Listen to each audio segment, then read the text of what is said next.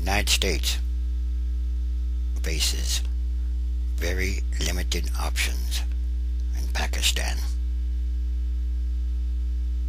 Pakistan is rife with security issues, anti-American sentiment, and serious infighting. As Taliban forces edged to within 60 miles of Islamabad late last month, the Obama administration urgently asked for new intelligence assessments of whether Pakistan's government would even survive. In briefings last week, senior officials have said President Obama and his National Security Council were told that neither a Taliban takeover nor a military coup was imminent, and that the Pakistani nuclear arsenal was safe for the moment or the time being.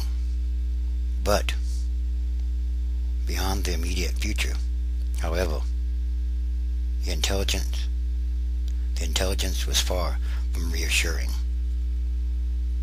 Security has been deteriorating rapidly, particularly in the mountains along the Afghan border that harbor Al-Qaeda and the Taliban, intelligence chiefs have reported. And there are more signs that those groups are working with homegrown extremists in Pakistan's populous heartland.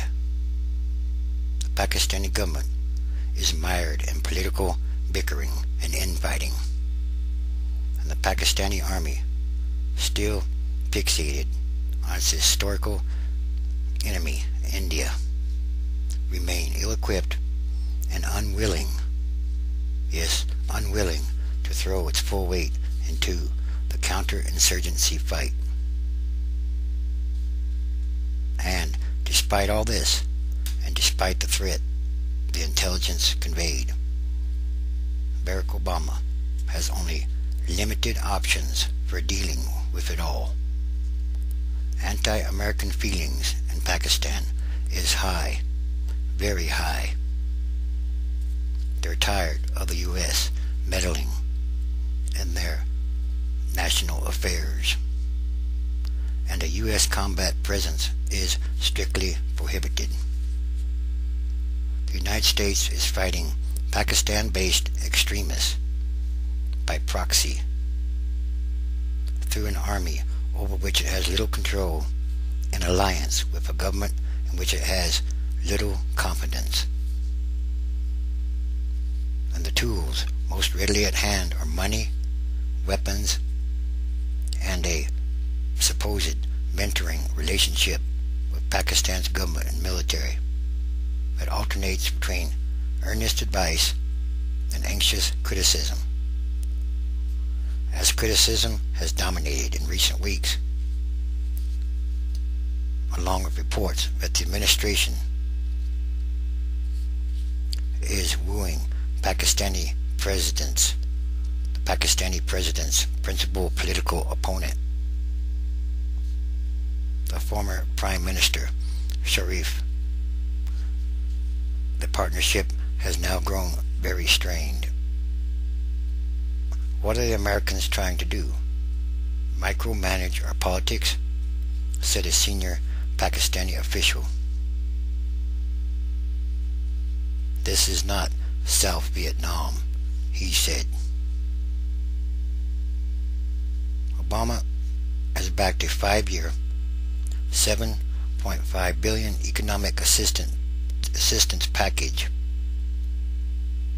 kind of like a bailout for Pakistan,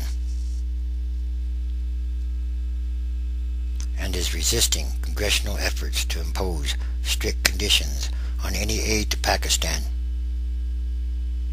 Last month, the administration orchestrated an international donors conference in Tokyo that netted approximately $5.5 billion in pledges for Pakistan.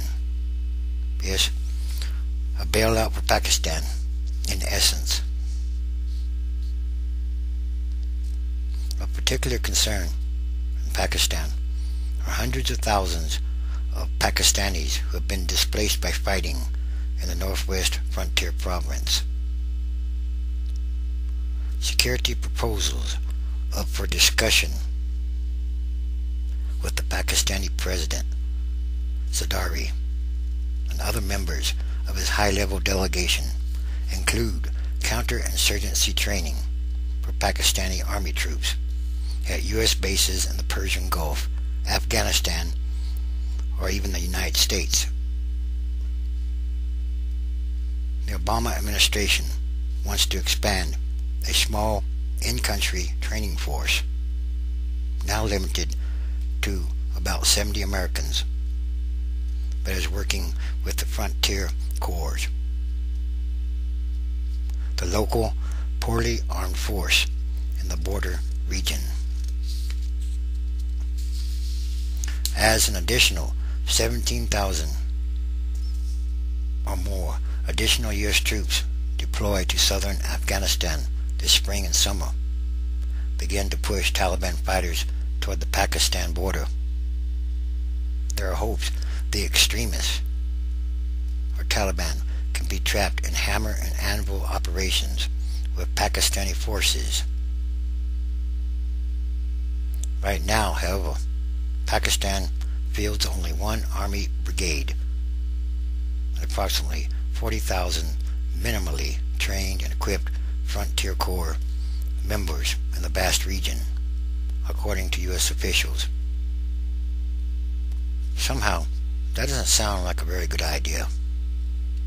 So, in essence, in effect, the United States is pushing the Taliban, Al-Qaeda, whoever they be, even more and more into Pakistan.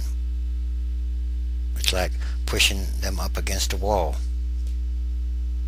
What could be the consequences of all this? And yes, once again, most importantly, what does Pakistan have that Iraq or Afghanistan didn't have? Well, Pakistan has weapons of mass destruction, nuclear weapons, and that's not good.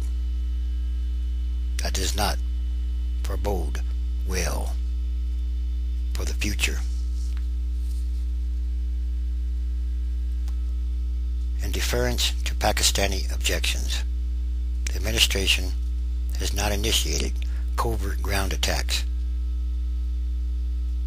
approved by the last administration last year.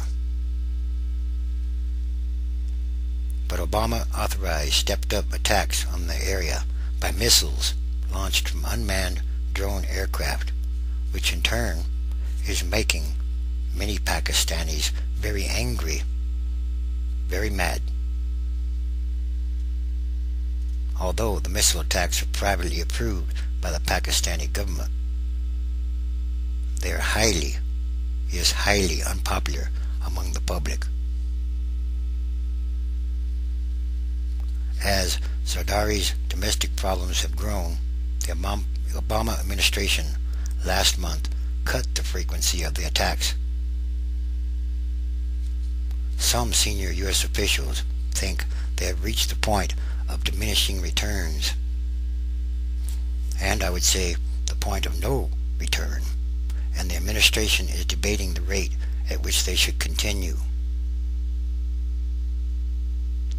Pakistanis are getting irritated.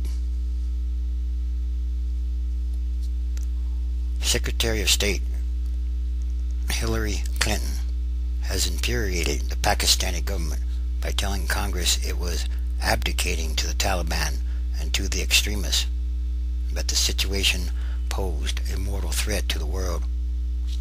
Absolutely, they're getting irritated, said a senior U.S. official. Clinton, he said, knows she went too far in her unscripted testimony.